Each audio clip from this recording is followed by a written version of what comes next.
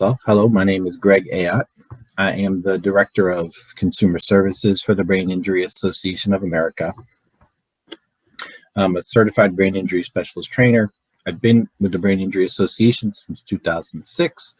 My job is, amongst other things, to respond to the questions that come in through the Brain Injury Association of America helpline and website. Quick disclaimer, I'm not a medical doctor. Any information provided here is purely educational, informational. Certainly, if you have health concerns, please talk to your doctor about them.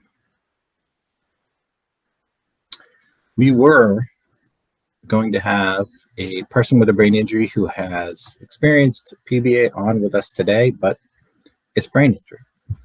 And just so happened that today was not the day that worked for Annie, so we'll certainly be working with Annie in future events and outreach efforts and education efforts, but she thought it would be helpful to move forward. Said I would share a little bit about what she shared with us. I'd share a little bit about what we've heard from folks who contact us through the National Brain Injury Information Center, maybe share some helpful tips and resources for folks.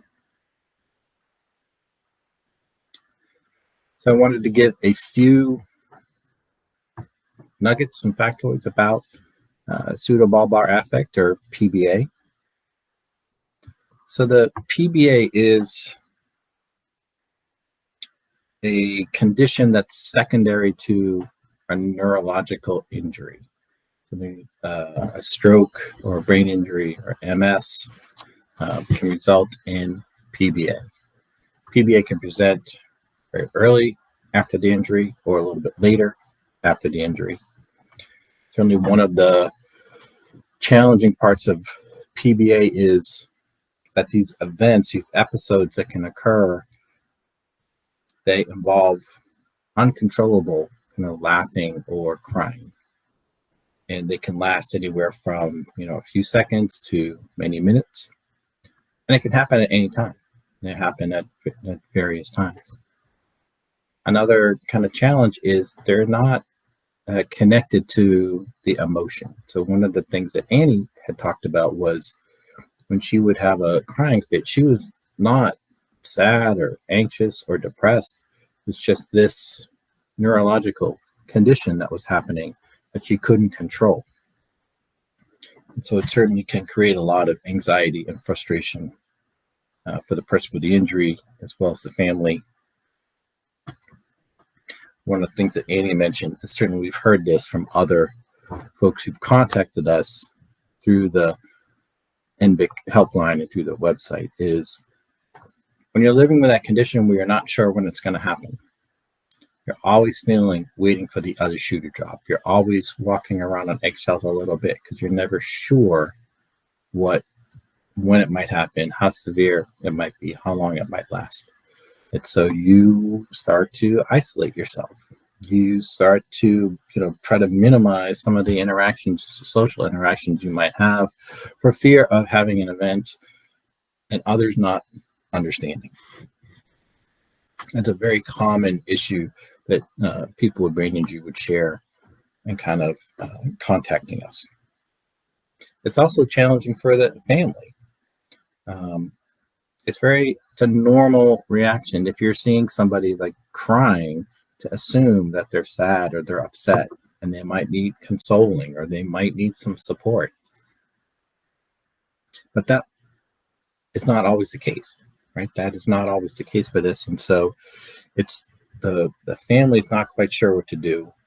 The person with the injury is always not quite sure what to do either. Like there's not a specific thing to do to make the episode stop quicker. Everybody's different. Some things do different things. Some use different strategies that might use. But regardless, so you have both, family members affected, the person with the injury affected. It can be challenging, to be out in social situations and trying to figure out how to manage it. How do you explain it to others? So one of the things, so one, we encourage folks who might be dealing with this to contact us, use our helpline, which is the 800-444-6443.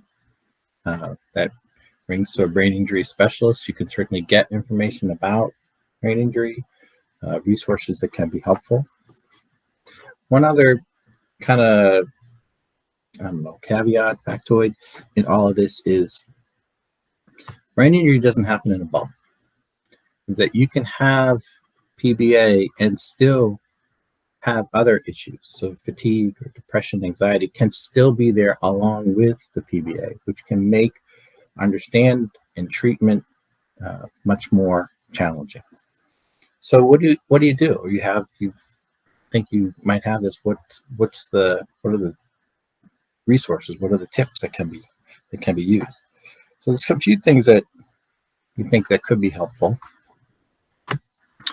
One is certainly education, right? Trying to understand what the issue is. Very often when folks are contacting us, they're explaining their behaviors, like what's going on, what they're doing. And they're explaining PBA without knowing it's PBA. That's a very kind of common issue. They're not understanding that this is a condition that can happen after an injury. So that's, I think, one big first step forward is going to understand, like, this is from a brain injury. This is a condition from a brain injury. So that kind of shifts it, right? Changes the perspective a little bit. Now you're saying, all right, it's a condition. Let me learn about the condition. Let me learn about how we might treat it, how we might manage it, how we can explain it to others. So I think that's one piece is if you're thinking about, you may know somebody that has this or might have it or what have you, then, call our 800 line, find a support group, brain injury support group, you kind of reach out, start talking to folks about kind of what your questions or concerns might be. So when you start thinking about learning about it, now you got to figure out how to talk about it. And so one of the things we did in our most recent issue of the Challenge, which Challenge is our quarterly newsletter, the Brain Injury Association of America's quarterly newsletter. It's on the BIA website. You can read them online, you can download them. And the most recent issue is Life After Brain Injury. And there's a really helpful article about PBA in there. I encourage you to go find it, look at it, share it. We did a survey asking people about their experiences with PBA, kind of put the experience, how they found treatment, and it does a really nice job kind of explaining other people's experience. And why can that be helpful? So when you are trying to explain PBA to like a family member or others, one effective strategy is sharing the stories of others. Is saying, hey, I got this information from the Brain Injury Association of America, and it talks about this condition that I'm experiencing too. And so it makes it seem like you're not as alone, right? So one, other people are experiencing it. Two, it's coming from this objective third party. It's not something you just printed off that you found on some random site. So that can be helpful. Kind of share the story, sharing some information. Also seeing a little bit of information about the number of people that are affected can be helpful. So knowing that this is not as obscure as I think as some people might think. And it also kind of, one of the other things that's in the article too that I think can be helpful, because this is the other question. Okay, I have it. I kind of understand more about it. What am I going to do about it? Who can I talk? Where are the doctors that I can talk to? And that is definitely challenging. Trying to find a doctor that you can talk to about this can definitely be challenging. Because again, if you go in and you're just saying to the doctor, well, I'm crying a lot or I'm laughing a lot. the doctor doesn't know about PBA or is not really familiar with it or seen a lot of cases of it, again, they might think, oh, well, there's some depression or anxiety or something like that going on, and it can be challenging to get the doc. So in the challenge article, there's a scale that we shared in there, and it's a scale that's used to assess some of the PBA symptomology. And so it's a scale. One of the reasons why I was glad that we printed that was that speaks to the language of the medical professionals. So one of the strategies I always tell folks is, you're going to go talk to the doctor, don't tell them what you know it is, even though you know what it is. You want to try to put the problem in the middle. You want to say, hey, I found this information from the Brain Injury Association. I think this could be something we should look at. This could be something we should investigate. And so it tends to put folks a little less on the defensive. And you can use that scale and maybe talk to the doc and maybe, work through this scale with your doc to see, like, hey, maybe this is something worth investigating. So that's one little tool that can be helpful in kind of helping the doctor understand, speak their language. But how do you find these docs, right? How do you find the docs that are willing to do that? And that's always a challenge out in the community. Some of the strategies we've had folks use are to contact the Brain Injury Association in your state, or contact our 800 number. Find a support group that's near you. Talking to others who have experienced brain injury sometimes not only can be helpful, kind of just getting the support and knowing others are dealing with similar issues, because they also sometimes can have very practical info, like doctors they've worked with or clinics they've worked with that were really helpful and had docs that understood. So you could get some helpful resources from support groups. Contacting local brain injury programs, seeing if they have outpatient services. Do they have a doctor that works there that has a private practice outside or something like that? Sometimes can be a useful way to figure out, who can I find a doc that understands brain injury? So it can be a variety of ways you can try to find a doc to talk about it. And then one of the other questions we get is, this is the question that Amy had, was, how do I pay it forward? How can I help others kind of once I've figured this stuff out for myself? And I don't know if there's any one answer for that.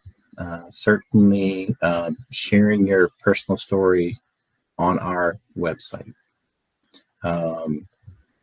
participating in a brain injury support group near you, so being able to share your story and share kind of how you manage those symptoms.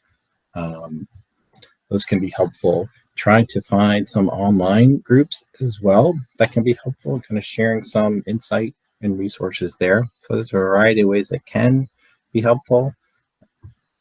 I mean, not every way is going to be 100% effective, but you can doing that by trying to pay it forward a little bit by helping some others who are kind of not as far along in the journey. Can be obviously very rewarding. Certainly, you're always welcome to contact us. If you're trying to figure out the way to how to get connected. So we certainly have lists of resources and groups and online groups that could be helpful to kind of connect with. So you're always welcome to contact us if you're looking for more information. One of my closing comment, or kind of a wrapping up before I take some, if there's any questions for folks, is these are things that are easy to say, hard to do. So when you're trying to deal with these issues, this condition, and you're not sure when it's going to happen or how severe the outburst is going to be, that creates a lot of stress, a lot of anxiety. And so if you are kind of just starting out this process, give yourself that time to take care of yourself, right? There's, I think one of the things that we hear a lot of when we talk to folks on the phone is, once they start to understand this is a neurologic condition and they start to see that, they want to like get things fixed right away. Very understandable. But it might take a little while. It might take a little while to help the family understand this better, as well as friends and more than immediate family. It might take a little while to find that right doc and get in and talk to them. So you have to give yourself the time to kind of get those pieces together. It's important to practice good self-care. So knowing that you're under this higher level of stress and anxiety, kind of give yourself more time to do things. Give yourself more breaks during the day. For some folks, they'll try to track kind of when the events happen to see if there's some pattern. So for some, it's later in the day when they get more tired, it might happen. For others, it might be in a way of if there's like a lot of things going on. So if they're kind of managing more things than they normally do, like that sometimes can be. So, but sometimes it's nothing. Sometimes it just happens. So try to figure out if there's a pattern, so the way to better manage it can be helpful.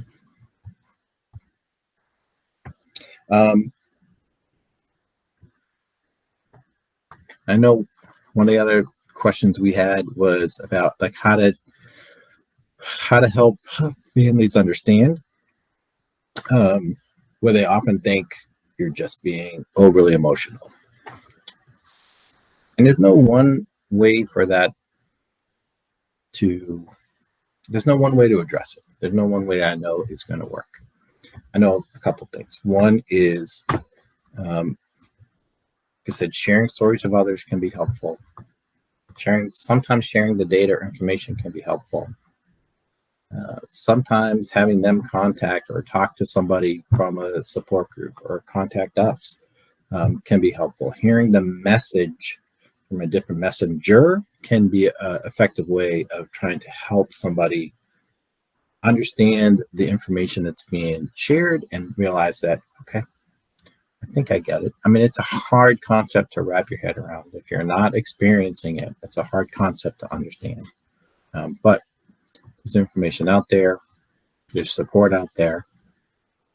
So that can be, if you can get the family to understand, that will be good. So we did have a question about, what type of doctor is best. It's a really good question. A doctor that understands brain injury. So start with, it can be a neuropsychologist, a psychologist, to at least help have that discussion to figure out what it is, right? And so if a medication is required to treat it, then that would need to be obviously a doctor that can prescribe the medication. But at least the initial evaluation assessment doesn't necessarily have to be a medical doctor. It can be a neuropsychologist, can be a psychologist. But it would just, in the end, it needs to be somebody who understands some brain injury. Typically, my experience has been if you're talking to like a psychologist or a neuropsychologist who knows brain injury, they typically would have a doctor that they might refer people to. If they knew they needed more, they could need a prescription for medication or additional evaluations or tools. So I would say it doesn't necessarily matter who the initial one is, but eventually if medication is required, that needs to be someone who could write a prescription. I don't know if there's other questions that folks might have. It's my water, hold on. All right. Well, I hope everyone has found this short little discussion helpful. We hope to have more of these discussions, maybe, like I said, with other people with brain injury on. And we appreciate you coming on today. If there are questions, well, please visit our website. There's great information there. biusa.org/PBA. Go visit our website to find a challenge issue. And always feel free to give us a call, 800-444-6443. If you're looking for information. Thank you all. Have a great afternoon and a great weekend. Stay safe.